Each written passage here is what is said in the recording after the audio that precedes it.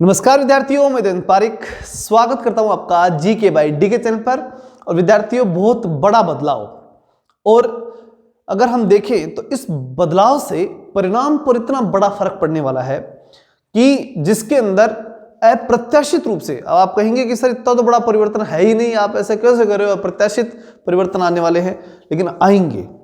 आपको अगर जो जानकारी मिली होगी वो इतनी है कि भाई सेकंड पेपर में से साइकोलॉजी उठा करके और फर्स्ट पेपर में डाल दी गई, लेकिन केवल इतनी सी बात नहीं हुई है। इससे परिणाम कितने बड़े इफेक्टेड होने वाले हैं उस पर भी मैं चर्चा करूंगा। तो दो बातें हम पूरी तरह से ध्यान से समझेंगे और साथ ही आगे की जो संभावनाएं हैं और एक जो सबसे महत्वपूर्ण बात उसकी भी मैं अंत में चर्चा करूंगा, तो उसको भी आपको ध्यान से सुनना है। तो सबसे पहली बात कि जो परिवर्तन हुआ वो क्या हुआ, तो परिवर्तन ये हुआ कि सब्जेक्ट में जो आखिरी यूनिट साइकोलॉजी की जो आया करती है वो उठा करके सब्जेक्ट वाले पेपर से और कहाँ रख दी गई, फर्स्ट पेपर में। और जो सब्जेक्ट वाला पेपर है वो टोटल 150 नंबर का कंप्लीट ओनली सब्जेक्ट का लगेगा, उसमें और कोई चीज आपके सामने नहीं होगी। जो दूसरा पेपर सब्जेक्ट का होगा उसमें, मतलब साइकोलॉजी फर्स्ट पेपर में आ गई। इतना परिवर्तन हुआ है। अब इस परिवर्तन से जब मैं ये कह रहा हूं कि परिणाम पर बहुत बड़ा फर्क पड़ने वाला है, तो वो कैसे पड़ेगा, बहुत ही ध्यान से सुनेगा। ये इसलिए पड़ेगा कि फर्स्ट पेपर जो होता है ना, उसमें अगर 40% क्राइटेरिया नहीं ले पाते, और बहुत से स्टूडेंट नहीं ले पाए, अब की बार बहुत से विद्यार्थी 40% को नहीं कवर कर पाए, बड़ी बात थी ये, तो उनके लिए रामबाण औषधि हो गई। वो कैसे हुई, एक बेसिक बात समझिए कि जैसे ही साइकोलॉजी का को उठा करके आपने वहां डाला, तो साइकोलॉजी, शैक्षिक प्रबंध और जीके, ये चीजें मानविकी सब्जेक्ट्स जो आर्ट्स के विद्यार्थी होते हैं उनके लिए बहुत ही सुखद रहते हैं।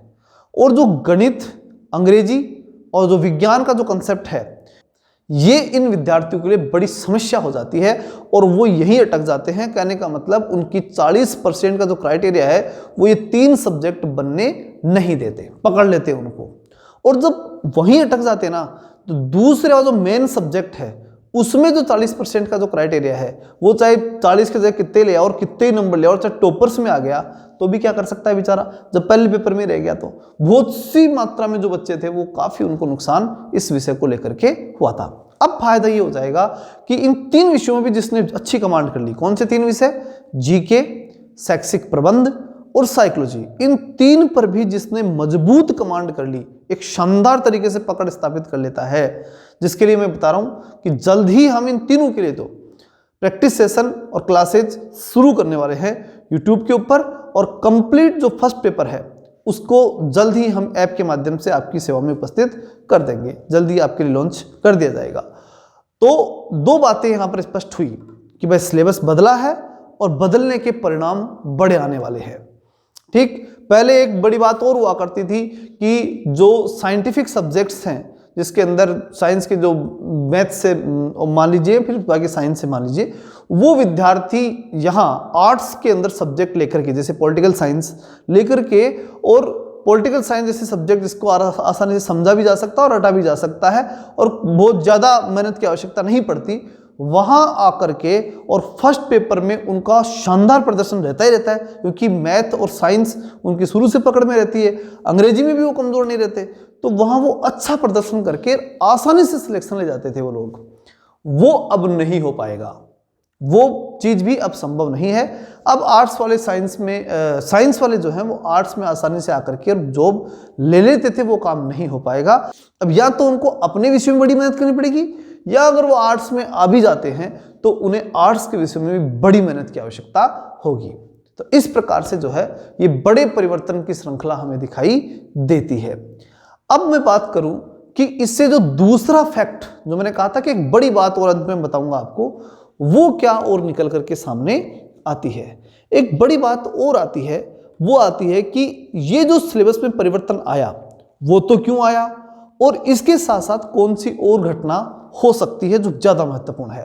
तो पहली बात तो ये समझो कि संस्कृत शिक्षा में जो फर्स्ट ग्रेड आई है उसको कंडक्ट कराने के लिए ये परिवर्तन किया गया, लेकिन इसके साथ साथ जो बड़ी बात और संभावित दिखाई देती है वो है कि सामान्य शिक्षा जो है, उस सामान्य शिक्षा के अंदर भी क्योंकि ये परिवर्तन तो लागू होगा।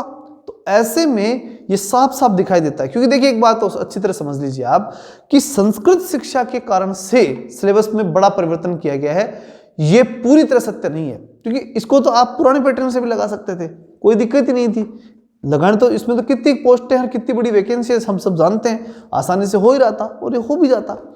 लेकिन इनके लिए बड़ा टारगेट है जो आने वाली वैकेंसी जो सामान्य शिक्षा की है, और बड़ी मात्रा में वैकेंसी आने वाली है। और बड़ी मात्रा मतलब कल हो सकता है जब बजट की घोषणा होगी तो आपको बहुत अच्छी पोस्टें भी देखने को उसके अंदर मिल जाए, बड़ी मात्रा में पोस्टें आपको देखने को मिल सकती हैं।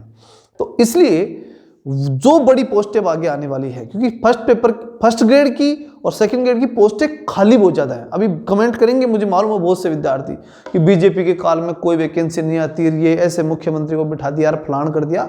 मतलब बहुत विद्वान खूब बैठे हैं आप सब में, लेकिन कोई दिक्कत नहीं, वो उनके पूरे मौलिक अधिकार हैं, ठीक है। वाक अभिव्यक्ति की स्वतंत्रता आर्टिकल 19 फर्स्ट दे रखा है, 19(1)(a) उनके लिए बना है, वो पूरी तरह से अपनी अभिव्यक्ति करे, कोई दिक्कत नहीं। लेकिन और मैं इसका बुरा भी नहीं मानता कि बोलने का अधिकार है तो व्यक्ति तो करेंगे, लेकिन बड़ी बात यहां पर यह है कि जब जरूरत है ना तो सरकार कोई भी हो उस जरूरत को पूरा करना पड़ता है।